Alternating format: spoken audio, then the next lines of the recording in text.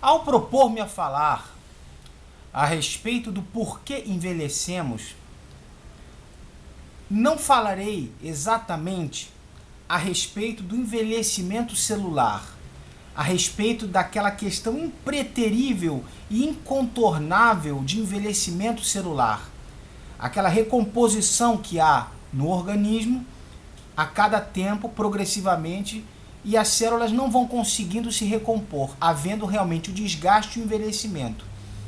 Por mais que a tecnologia até hoje tenha conquistado um campo muito amplo, ela, por certo, ainda não conseguiu conter a questão do envelhecimento orgânico, físico, fisiológico. Porém, não me deterei nesse ponto do porquê envelhecemos sob o ângulo científico. O ponto que quero destacar é relacionado à doutrina espírita. Não porque envelhecemos biologicamente, mas porque envelhecemos o nosso corpo, porque envelhece, sob o ângulo da doutrina espírita. Que finalidade tem esse fenômeno de envelhecimento para a doutrina espírita? No entanto, para abordar este tema, um ponto importantíssimo que desejo trazer à tona, trazer à baila ao conhecimento de todos, é a questão da inteligência espírita. A inteligência espírita não é uma expressão que eu próprio tenha visto escrita em nenhum lugar. É uma expressão que, até segunda ordem, provém da minha própria pessoa, para poder entender determinados fenômenos. É um mecanismo para se utilizar na doutrina espírita, para poder entendê-la. Esse mecanismo de inteligência espírita é muito simples de ser expresso. E eu rogo a paciência de todos que ouçam um pouco para poder vislumbrar aonde quero chegar com essa proposição de inteligência espírita. Quando estamos, por exemplo, vendo um filme, para citar como exemplo, e duas pessoas no filme dizem uma para a outra: estou com fome, e a outra diz: eu também, e a cena se corta e aparecem ambas no restaurante depois, é pressuposto lógico de que elas, após declararem a fome, conversaram sobre onde iriam, saíram de onde estavam, se dirigiram por qualquer veículo, carro ou a pé, etc., até o restaurante, entraram no restaurante, escolheram uma mesa e se sentaram. Todos esses pressupostos lógicos, eles se encontram numa linha de raciocínio que a mente acompanha. Então, quando eu tenho uma proposição verdadeira, A, quando tenho outra proposição verdadeira, C, a proposição B, ela é dedutível. Nós podemos deduzir essa proposição. E a doutrina espírita, daí levanto a questão da inteligência espírita.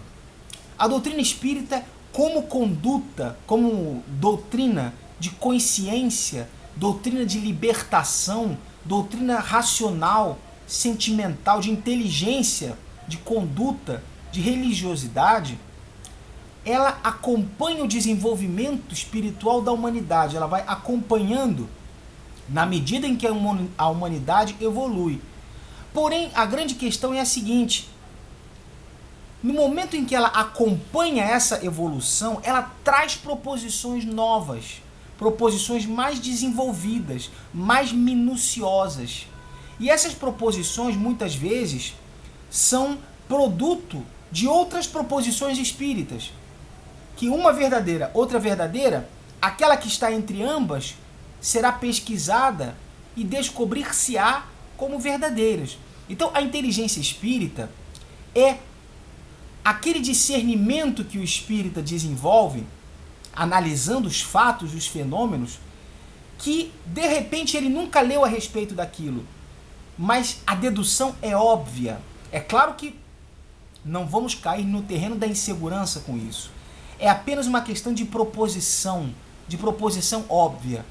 Então, quando eu falo no tema por que envelhecemos, não é um tema que particularmente eu tenha vislumbrado na doutrina espírita pelos termos em que irei expor aqui, mas é um tema dedutível pela lógica e concretude da doutrina espírita, que nos faz compreender que não há outra explicação plausível. Temos a explicação, em primeiro lugar, e isso a doutrina espírita já nos expõe muito bem, por que nascemos como um bebê, por que nos transformamos de feto para bebê, para criança, etc. A explicação clara que a doutrina espírita nos fornece a esse respeito é de que nós estamos entre uma encarnação e outra. Após desencarnarmos, permanecemos no período de erraticidade, até reencarnar novamente. Este período de erraticidade, em determinados espíritos de ordem inferior, mais atrasada, são períodos mais rápidos às vezes, porque eles necessitam de novas encarnações, de novas depurações. Mas em outros espíritos demora anos ou décadas. Em alguns espíritos pode demorar séculos esta nova reencarnação. Levando em consideração que, quando o espírito já tem algum esclarecimento, ele é dotado do livre-arbítrio de escolher se vai reencarnar naquele momento ou se vai instruir-se um pouco mais. E muitas vezes, de forma a sabotar o mecanismo divino, o espírito recalcitra e não deseja reencarnar, posterga a sua reencarnação. E muitas vezes com isso, submerso no mal, na dor ou na vingança, ou em sentimentos mais baixos, ele permanece mais tempo, às vezes até séculos, sem voltar a encarnar. Mas fatalmente as leis divinas se operam e o espírito é forçado a reencarnar. Ocorre que no período de erraticidade, o estado nosso é o estado de plena capacidade e potencial do espírito. Não temos, a bem dizer, as limitações físicas diretas do organismo físico. Então nosso espírito está em seu estágio, vamos dizer assim, original. É o espírito como ele é, propriamente. Quando este espírito fica ligado a uma célula-ovo recém-fecundada no ventre de sua futura mãe por um fio tênue, este fio vai comprimindo pouco a pouco aquele perispírito e vai jungindo aquele espírito ao corpo, aquele corpo em formação, aquele feto em formação.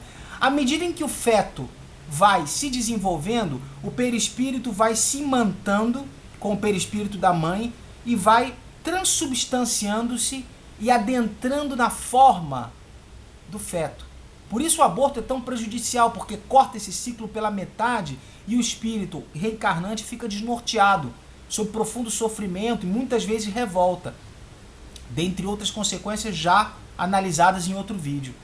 A questão é que, quando este espírito vai se imantando e vai se aproximando, à medida em que o feto se desenvolve, o espírito, no plano espiritual, vai perdendo a consciência, vai adormecendo, vai se narcotizando, para usar um termo inadequado, porém fático, físico. O espírito vai perdendo a consciência, até o momento da perda total da consciência, quando o feto já está mais crescido e fatalmente ocorre o parto. No parto, o espírito encontra-se num corpo absolutamente desprovido de qualquer recurso.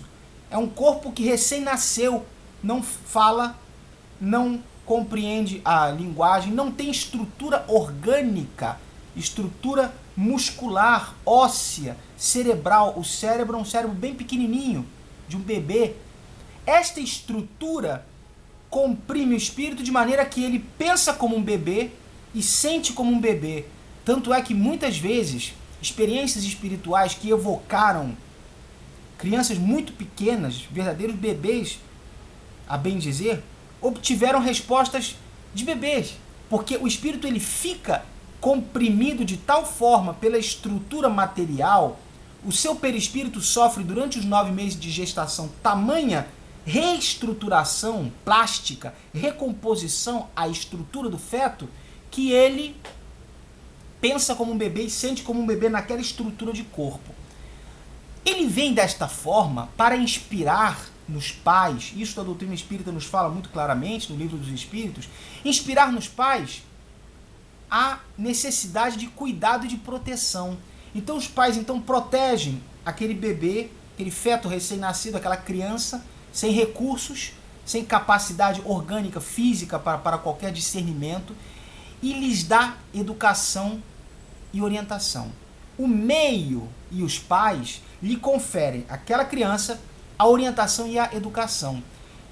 Compreendemos que faz parte da missão e do desenvolvimento espiritual que o espírito, a cada encarnação, passe pelo período de infância para que, pelo menos até os 7 anos, a própria psicologia nos explica, fique ele suscetível totalmente às instruções. E aquilo que ele aprende naquele momento de limpeza mental, em que o espírito está renascendo para uma nova encarnação, tudo que se ensina, a criança assimila para a vida toda. Tudo que se ensina em termos de educação, em termos de experiências, tanto bem-sucedidas como mal-sucedidas. A espiritualidade, então, nos explica, a doutrina espírita, explica que este período de infância é para que o espírito fique suscetível aos ensinamentos, fique aberto, vulnerável, desprotegido para que a educação lhe seja dada. No momento em que essa criança vai se desenvolvendo para a adolescência, sofre o influxo dos hormônios, passa a encarar a vida pelo ângulo da transformação, da mutação. Vai saindo, uma parte ainda no período da infância, outra parte caminhando para uma idade mais adulta, passando pelo período da adolescência. Este período de grandes descobertas é o período em que o adolescente fica situado entre a aceitação e aquela revolta característica do adolescente, de revolta de contestação, de não aceitar tudo o que lhe é dito. Então, nesse momento de desenvolvimento do discernimento, o meio e a educação dos pais se faz muito presente. Ou seja, todos nós encarnamos como crianças justamente para passar por esse período de abertura, para que nós possamos assimilar novos conhecimentos, novas experiências e preparar um desenvolvimento espiritual que já vai acontecendo desde o início. Se nós encarnássemos com a plena consciência da nossa idade adulta, se encarnássemos, digamos assim, como adultos, não teríamos este período de abertura, ainda que houvesse o esquecimento das encarnações anteriores. Falei em outro vídeo sobre o porquê do esquecimento das encarnações anteriores. Eis que podemos obrar com mais liberdade, podemos atuar com mais liberdade, menos vinculados aos erros do passado e menos orgulhosos com os acertos do passado também. Trabalhamos com maior liberdade e com uma eficiência diretamente ligada ao nosso estado original de espírito. Sem mentiras, apenas o que ficou gravado conosco. Então, se nós renascêssemos, não como crianças, como fetos, se nós renascêssemos já como adultos, ainda que esquecendo as encarnações passadas, não teríamos a abertura orgânica, glandular, biológica, estrutural, que nos permitisse abrirmos-nos para novas experiências, para uma nova educação, para assimilar novos conhecimentos, novas estruturas de linguagem. Não teríamos essa capacidade. Passamos pela infância como período de amoldagem, de moldagem do espírito no corpo para uma nova encarnação e novos aprendizados. Observar é interessante que chegamos à idade adulta, por assim dizer, numa média de 18 anos, um pouco antes ou um pouco depois, dependendo da pessoa, em termos de maturidade, e permanecemos na idade adulta e ativa durante décadas. Algumas pessoas começam a sentir o declínio da idade depois dos 50 anos, depois dos 60 anos, etc. O declínio da atividade mental, física e etc., muitas vezes demora décadas e décadas e décadas para se fazer sentir. Então, percebemos, a partir daí, do que a doutrina espírita nos traz, que a lógica é que, no período de erraticidade, trabalhamos com um plano diáfano, um plano translúcido, um plano semimaterial, um plano desprovido da matéria como a conhecemos.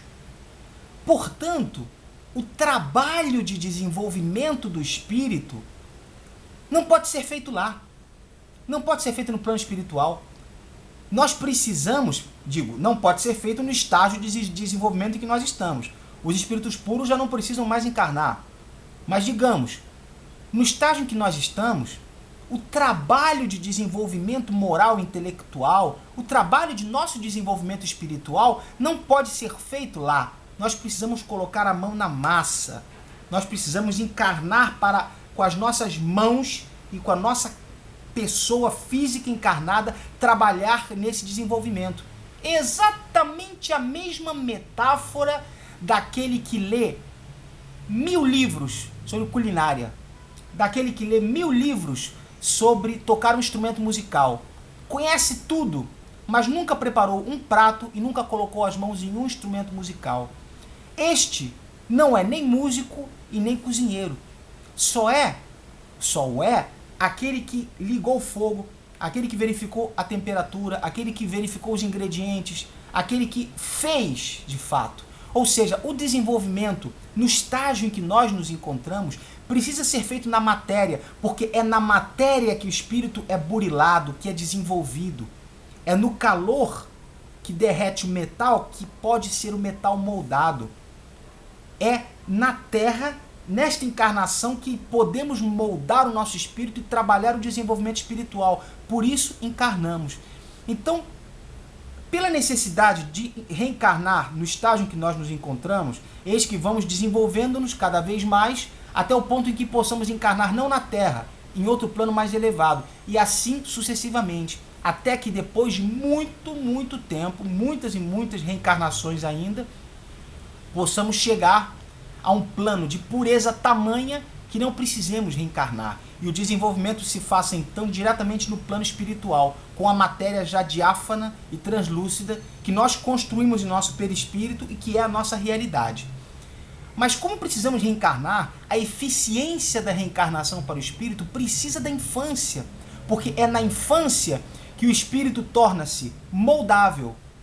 É na infância que o espírito torna-se absolutamente vazio de estrutura, para poder adquirir a estrutura que a encarnação lhe vai fornecer, pela educação, pelo meio, pela nova família que vai encontrar em seu caminho, pelas novas circunstâncias, pelos novos tempos. Eis que em cada época o espírito vai reencarnando. Já reencarnamos no século XIX, provavelmente anteriormente. Então, a cada época, as novas tecnologias, os novos recursos vão acrescentando também ao nosso espírito. Então, desse modo, passamos pela infância e pela adolescência como uma preparação. Na idade adulta é que o espírito encontra-se em seu patamar original. É na idade adulta que o espírito encontra-se no patamar em que estava no estado de erraticidade, em termos de liberdade. Liberdade espiritual, sem estar circunscrito a corpos de crianças, a influxo de hormônios de adolescentes. Todas essas características de transitoriedade desaparecem e a idade adulta se manifesta como estável. É aí que o espírito torna-se encarnado quem ele de fato é. Naturalmente, é uma regra geral traçada que tem inúmeras exceções. As pessoas que desencarnam muito cedo, as pessoas que nascem com deficiências mentais, que em momento nenhum irão ter uma vida de acordo a uma idade adulta e etc. Na verdade, me refiro, neste momento, a um patamar geral de nascimento, crescimento, desenvolvimento e desencarnação. Um patamar médio, para traçar uma linha de raciocínio. Até agora, a doutrina espírita muito bem nos fala sobre todos esses fenômenos. A inteligência espírita que quis destacar no início do vídeo refere-se à dedução lógica. Por que envelhecemos? Envelhecemos porque toda a experiência acumulada ao longo da encarnação, toda a atividade acumulada ao longo da encarnação, necessita de um período de recolhimento e de introspecção, de um período em que as forças tornem-se escassas, para que o espírito possa avaliar aquilo que ele fez, para que ele possa verificar o que ele adquiriu de fato de evolução, para que ele possa refletir sobre sua existência, considerando o ciclo de nascimento, crescimento, desenvolvimento e declínio, que é o ciclo, por exemplo, de inúmeros fenômenos da natureza, fenômenos da astronomia.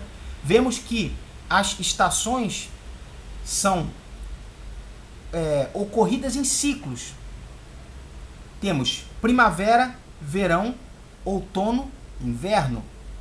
É um ciclo que sobe e depois desce, para depois subir de novo e descer.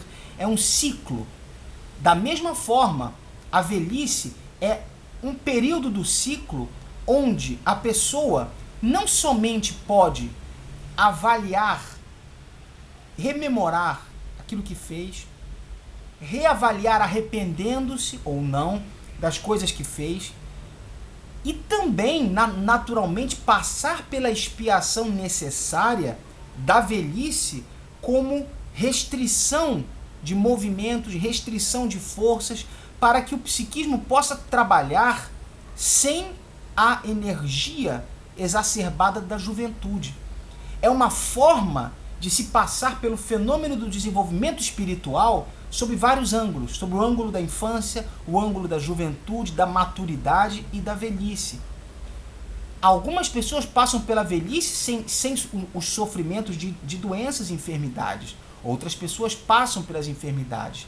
É uma forma que todos nós que passamos ocasionalmente pela idade provecta, pela idade da velhice, não encararemos como injusta a decrepitude física e de saúde da velhice, eis que é um ciclo natural da vida. Ou seja, é uma forma da espiritualidade nos ensinar a importância da paciência, a importância da resignação. Eis que todos aqueles que vão passando pelas décadas vão chegando na velhice, vão chegando na terceira idade. É como se o plano espiritual dissesse a cada um de nós: todos vocês que estão envelhecendo fazem parte de um ciclo humano que é comum a todos. Então todos vocês precisam se resignar e precisam compreender o valor da paciência, da compreensão pelas limitações físicas e procurar extrair deste, não digo sofrimento propriamente dito, mas desta situação dificultosa, as lições necessárias, a lição da reflexão, de forma que o espírito, ao longo de uma encarnação inteira, encontra-se em patamares diversos de condições físicas. As condições físicas totalmente precárias de um bebê, de uma criança muito pequena, as condições ainda transitórias de uma criança que tem noção de algumas coisas, mas que não tem estrutura para manifestar-se melhor. Eis que algumas crianças conseguem trazer essa lembrança de encarnações anteriores ao ponto de não só lembrarem onde viveram, mas também trazerem aptidões, habilidades, tendências inatas.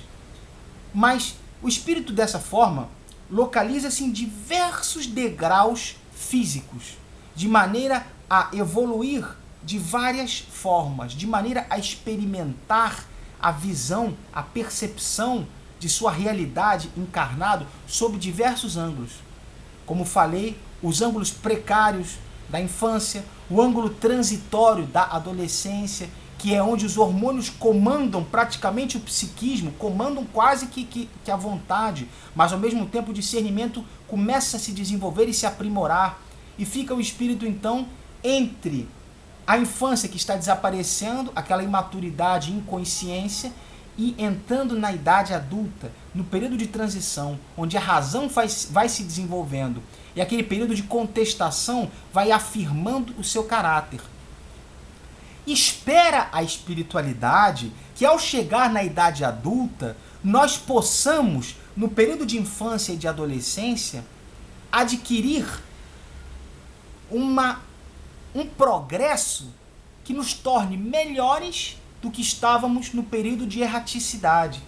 Ou seja, é uma tentativa de nos situar num plano de infância, num plano precário, para que nós possamos nos abrir à educação, nos abrir aos ensinamentos que o meio nos fornece e aos 18 anos, como adultos, possamos ter uma estrutura de consciência, de moral, mesmo de cultura e etc., melhores do que a que tínhamos no período de erraticidade. Naturalmente, nem todos vão conseguir isso. Alguns se deixam levar e se situam num plano profundamente estacionário em relação ao período anterior. Sobre o estacionamento e progressão do espírito falarei num próximo vídeo. Mas a questão é que a lógica espírita, a inteligência espírita, nos faz concluir que a velhice, o período da terceira idade e de franca decrepitude das forças físicas, e muitas vezes a estrutura cerebral, a arteriosclerose, as doenças coronárias, as dificuldades de sinapse, as dificuldades orgânicas que turbam a rapidez do raciocínio e enclausuram a mente num pensamento mais lento, mais dificultoso. Esse fenômeno da velhice é a questão deste vídeo. Por que envelhecemos? Envelhecemos porque é necessário que numa mesma encarnação nós possamos experimentar todas as formas de apresentação de nosso organismo. Uma forma de bebê, uma forma de criança imatura, uma forma de adolescente em transição, adolescente em contestação, uma forma de juventude poderosa, com todas as forças e com todos os desejos, uma forma de maturidade um pouco além, onde a força ainda permanece, porém a maturidade já faz discernir, uma forma transitória, em que as forças começam a desaparecer e a velhice começa a chegar, mas ainda há muita vitalidade, e depois a forma da velhice, ou seja, todos os degraus físicos em que o corpo humano vai se desenvolvendo e vai decrescendo, imprimem ao espírito novas visões, novos ângulos, para que o espírito possa se defrontar com todos estes ângulos e possa galgar todos os degraus evolutivos destes ângulos de desenvolvimento do corpo e de decrepitude, e imprimir esse desenvolvimento no espírito. Então, quando o espírito já não está com forças para grandes movimentos, ele ainda guarda alguma coisa de intelectual. Então ele já não tem a força, mas ele ainda pensa e já avalia. Até ele chegar ao ponto de que a mente encontre o seu degrau de ascensão vertiginosa, orgânica, que se manifeste, ele passará por um período em que o corpo não mais responde, mas a mente reflete, a mente rememora, a mente revê o que passou, analisa os atos que cometeu no passado, as situações que vivenciou, os erros e desenganos que logrou em sua existência, as mágoas e dissabores e sofrimentos e lesões e prejuízos que causou a seus semelhantes, aquilo que angariou para si com injustiça, mas também aquilo que fez de bom, aquilo que auxiliou ao semelhante. Todos esses fenômenos manifestam-se no declínio da idade. Eis que o declínio da idade também serve para manifestar-se como uma missão de exemplo. Muitas pessoas que em idade avançada, mesmo como o caso do Chico Xavier e de outros grandes nobres mensageiros, nos mostram que a idade mais avançada também constrói obras. Vemos o nosso querido e fabuloso Divaldo Franco, às vésperas de completar 85 anos, dando palestras com absoluta lucidez, memória e expondo realidades e histórias e com uma claridade mental, uma lucidez, uma perfeição em seu discurso, que nos faz entender que, ainda que haja uma mediunidade ali manifestada pela sua mentora Joana de Ângeles, ainda que haja ali alguma coisa também do próprio Divaldo Franco, ainda que haja essa divisão entre eles, o instrumento, Divaldo, manifesta-se em sua plena potência, aos 84, praticamente 85 anos, Para que ocorre isso? Para servir de exemplo, para que todos nós possamos entender que a idade madura não necessariamente imprime em cada um de nós decrepitude. Pelo contrário, é necessário que nos aproveitemos dos recursos que a idade adulta, idade madura e a terceira idade nos favorece para atuar na vida sob um novo prisma. Portanto, a inteligência espírita é exatamente isso, a dedução lógica de um parâmetro a partir de outros parâmetros. A partir da vida imortal, podemos entender o porquê desse movimento de velhice. Conta o próprio Divaldo Franco, numa de suas conferências famosas, que no final de sua conferência aproxima-se uma senhora já com idade bastante avançada, por assim dizer, que deveria ter 80 e alguns. Chega para o Divaldo e diz: Divaldo, estou muito contente porque estou fazendo sociologia. Estou estudando sociologia e vou me formar daqui a pouco. Divaldo Franco olha assim e vê a idade daquela senhora, a idade avançada, e diz: minha senhora, mas a senhora pretende exercer a sociologia quando a senhora se formar? E a senhora o fita com um assombro e assim responde: mas é claro que eu pretendo. O senhor acha que eu estou fazendo sociologia para quê? Para ter um diploma dependurado? Com bom humor, exclamou a senhora. Divaldo disse: mas veja bem, senhora, será que por uma causa assim remota, por uma causa assim praticamente impossível, não digo nem improvável, mas praticamente impossível, e se a senhora vem por acaso impossível a desencarnar no meio deste processo? A senhora olha para ele: mas claro, Divaldo, isto é presumível, mas veja, eu estou fazendo sociologia, terminando ou não, eu estou fazendo sociologia, caso eu desencarne, na próxima encarnação já vem socióloga. Quando o Divaldo viu aquilo, ele disse: meu Deus do céu, é claro, está certíssimo, porque o desenvolvimento intelectual, a doutrina espírita nos ensina que não se perde. O desenvolvimento moral, a doutrina espírita nos ensina que não se perde. As afeições que construímos, os ombros sobre os quais nos debruçamos para chorar, as pessoas que auxiliamos, os exemplos que adquirimos com a nossa observação, aquilo que construímos, as obras que construímos, seja no mundo material, seja no mundo moral, as faculdades, os mestrados, tudo isso a doutrina espírita nos mostra e nos prova que não se perde, porque estes ensinamentos vamos trazer em vida posterior, em encarnação posterior, com tamanha latência que muitas vezes um empurrão é suficiente para que aquele ensinamento brote com vigor completo em nossa existência. Então somos crianças, muitas vezes com 12 anos de idade, 11 anos de idade, e nos deparamos com matérias, começamos a ler, aprendemos, desenvolvemos, entendemos mais do que as pessoas e ninguém entende por quê. Uma criança pega um instrumento musical e começa a estudar e daqui a pouco está tocando mais que os profissionais, está fazendo apresentações de maturidade artística inconcebível, porque trazem no estado latente as construções que operaram ao longo de suas encarnações.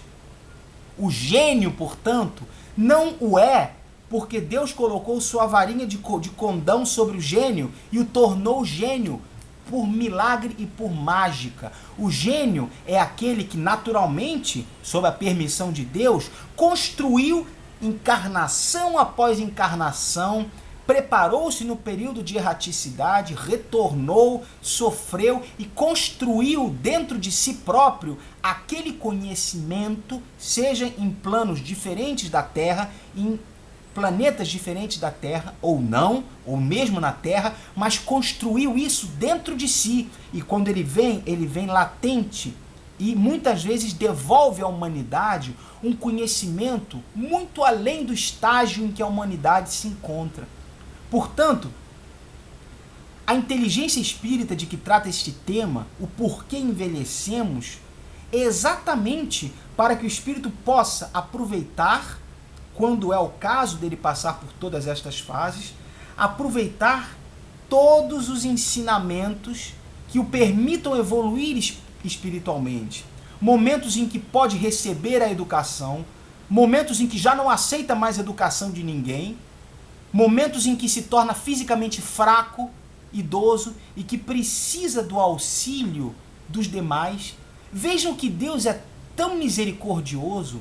A doutrina espírita nos ensina um Deus de tão lógica bondade, de tão coerente misericórdia, de tão concetânea bondade, que permite que nós passemos pela idade provecta, pela terceira idade, e que nos encontremos fracos, para nos ensinar o valor da humildade, para que possamos pedir alguém que nos auxilie a andar, para que possamos pedir aos nossos entes queridos, às pessoas à nossa volta, que nos auxiliem a nos servir um alimento ou outra atividade qualquer que a idade mais idosa nos reclame.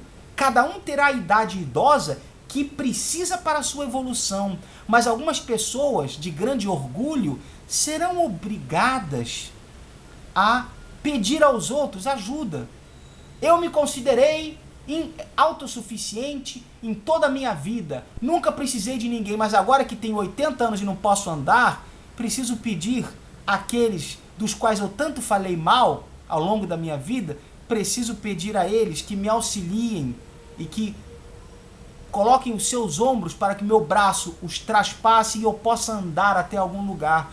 Nos ensina Deus, com a sua misericórdia, desta forma, o valor da humildade, o valor da resignação. Eis que se todos que vão vivendo década após década sem desencarnar, chegam na idade provecta, chegam na velhice, não há que uma pessoa de 85, 90 anos reclamar que está idosa. Eis que ela sabe que está idosa e sabe que a fraqueza é natural da idade. Então, Deus nos dá uma condição que não nos permite reclamar. Porque se todos os idosos, ou grande parte dos idosos, em idade bem avançada, terão fraqueza física, estão em situação de dificuldade orgânica e física, Deus já nos mostra que não temos um motivo original para reclamar. Então, a única função imediata e direta é nos incitar a que desencarnemos guardando o sinal sagrado da humildade, para que possamos entender o valor do perdão, para que possamos ver aqueles dos quais falamos mal há 20 anos atrás, nos auxiliarem, estenderem a mão, nos visitarem em fins de semana ou em repouso para idosos, onde possamos de repente nos encontrar. Mas Deus quer que nós terminemos a encarnação, nestes casos, aprendendo a humildade, aprendendo a resignação ao nosso estado físico deficitário, para nos ensinar uma última lição, para que cheguemos no plano espiritual já com este conhecimento e esta percepção individual. Este é um dos motivos também por que envelhecemos. Envelhecemos para ter todas as experiências que a encarnação pode nos fornecer. E após a desencarnação, vamos nos situar num ponto onde pouco a pouco vamos recobrar o nosso estágio original. Algumas pessoas vão recobrar rapidamente, outras irão demorar mais, mas o espírito não precisará se manifestar idoso e com as limitações físicas e com a limitação geral que a idade propicia. Não necessariamente. Após a desencarnação, o estágio original do espírito vai se recobrando pouco a pouco ou muito a muito, dependendo do degrau de evolução e do patamar vibratório onde ele se encontre. Mas estas, portanto, são as sublimes razões pelas quais nós envelhecemos. É, a bem dizer, um presente de Deus para nos auxiliar com mais um pequeno empurrão no sentido da evolução espiritual, para chegarmos lá mais evoluídos, para que cheguemos lá o mais despojados possíveis dos erros e dos excessos da idade jovial e da idade madura que nós chegamos a cometer em nossa encarnação. Portanto, toda essa coerência que a inteligência espírita Não necessariamente nós teremos que ler em algum livro ou em alguma palestra iremos ouvir a esse respeito, mas a lógica e a coerência nos fazem ver que só pode ser assim. E como somos espíritos imortais, entendemos que todo esse percurso tem uma razão de ser. Esse acúmulo da encarnação irá se reverter para o plano da erraticidade, irá servir de subsídio para uma nova e posterior reencarnação. Estes ensinamentos são valiosíssimos se compreendemos a luz divina que a doutrina espírita nos traz. Eis que já falei várias vezes e não me canso de repetir. Aquela inteligência que se aprimore e busque cada vez mais respostas na doutrina espírita, irá encontrá-las todas estas respostas. Aqueles que tiverem dúvidas que aparentemente não foram sanadas é porque não pesquisaram o suficiente no amplo material que a doutrina espírita tem a nos fornecer. Aquele que queira mais e que busque mais lhe será revelado. O que não é viável é que aqueles que são inteligentes desprezem a doutrina espírita por não terem procurado, por não terem lido, por não terem ouvido palestras elucidadoras, por não terem pesquisado em livros mais aprofundados, mais minuciosos, que se detêm em patamar mais profundo sobre essas questões. É muito fácil dizer, não acredito. Difícil é dizer não acredito depois de ler uma série de livros que nos elucidam a respeito dessas realidades todas. Este ensinamento, esta noção de inteligência espírita, capaz de preencher uma lacuna onde os contornos são fornecidos pela doutrina espírita, essa completude que se cria dentro de nós a partir das noções esparsas que a doutrina espírita nos dá sobre vários temas, esta inteligência espírita é, por certo, um grande foco de estudo a ser desenvolvido no século XXI e daqui para frente. É a completude do ensino espírita, é a maneira de mostrar que Kardec já previa o desenvolvimento do espiritismo, já previa o desenvolvimento que acompanhasse a evolução da humanidade por parte do espiritismo, acompanhar a humanidade. Onde a humanidade quer célula, o espiritismo vai na célula. Onde a humanidade quer átomo, o espiritismo vai no átomo. Onde a humanidade quer nêutrons e prótons, o espiritismo vai nos nêutrons e prótons.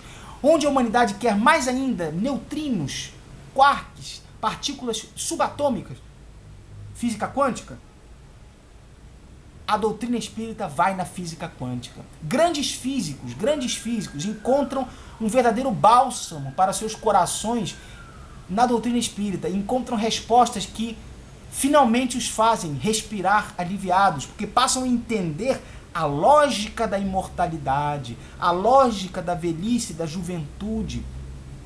Eis que um dos grandes problemas enfrentados pela filosofia, no início, nos seus primórdios, foi justamente entender por que envelhecemos, por que perdemos as forças, por que morremos, por que construímos amizades, por que construímos conhecimento, cultura, aprendizado, por que nos sensibilizamos com obras de arte, por que criamos obras, para depois tudo se acabar no leito de morte.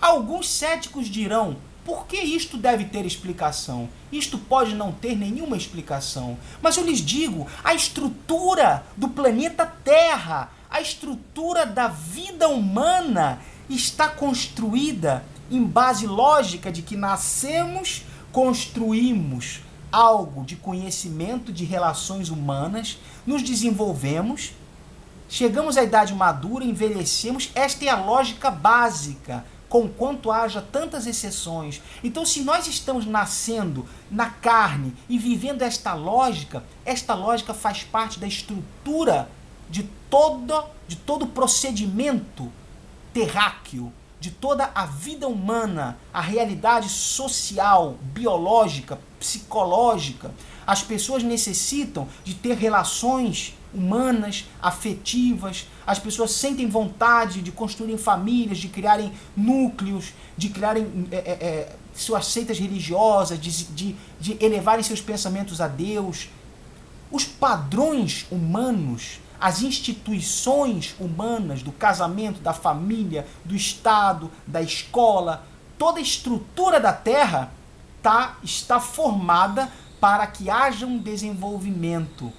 Então, a doutrina espírita nos explica e nos responde a dúvida da filosofia. Quando a filosofia dizia por quê? Por que nascemos, temos força, aprendemos, construímos, envelhecemos, ficamos decrépitos, ficamos caricatos, enrugados, corcundas, depois morremos. Para quê?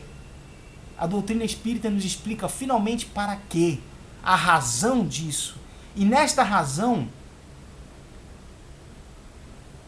através do ensinamento cristão, nos traz toda a explicação completa sobre os porquês que tantos séculos nos afligiram e passamos a entender que nascemos, crescemos, envelhecemos e morremos para que estes ciclos sejam impulsionamentos, propulsões para o desenvolvimento espiritual. São escolas onde passaremos pelo CA, pelas séries primárias, pelas séries secundárias, passaremos pela faculdade, passaremos pelo mestrado e pelo doutorado e desencarnaremos. Toda esta escola é a vida humana. Está assim estruturada e está assim organizada no planeta para servir ao desenvolvimento do espírito. Ao fecharem-se as cortinas, como diz André Luiz, sobrará o quê? O desenvolvimento do espírito, que será sua moralidade e sua intelectualidade, as duas forças conjugadas. O que eu evoluí em perdão, menos egoísmo, menos vaidade excessiva, menos ganância exacerbada, menos intolerância, menos impaciência, menos agressividade, evolução moral. E deste lado, a evolução intelectual, mais cultura, mais aprendizado, mais lições, mais ensinamentos, mais ensino acadêmico, mais desenvolvimento de obras que acrescentem ao pensamento, à intelectualidade, à ciência, às artes e etc. Este é o patamar de desenvolvimento do espírito. É isso que fica com ele. As afeições construídas, o amor que foi semeado, os ódios também que foram galgados, tudo isso fica com o espírito e é assim que ele chega no plano espiritual. Ele traz a sua bagagem moral, intelectual e afetiva. E mais nada. Mais nada. É assim que a doutrina espírita nos mostra, por absoluta lógica, que chega ao espírito em sua encarnação. Que chega ao espírito em seu período de erraticidade, cujo período será maior ou será menor. Muitas vezes é grande no sentido de necessidade a que o espírito se prepare. É como eu expliquei. Muitos livros de culinária são lidos no plano espiritual para que a pessoa venha e vá para a cozinha cozinhar. Esta metáfora bem simbólica nos explica que muito preparo é feito para que nós venhamos à escola da matéria e coloquemos a mão na matéria para assim realizar as obras de que temos necessidade para a nossa evolução espiritual e para a evolução de todos os que estão à nossa volta.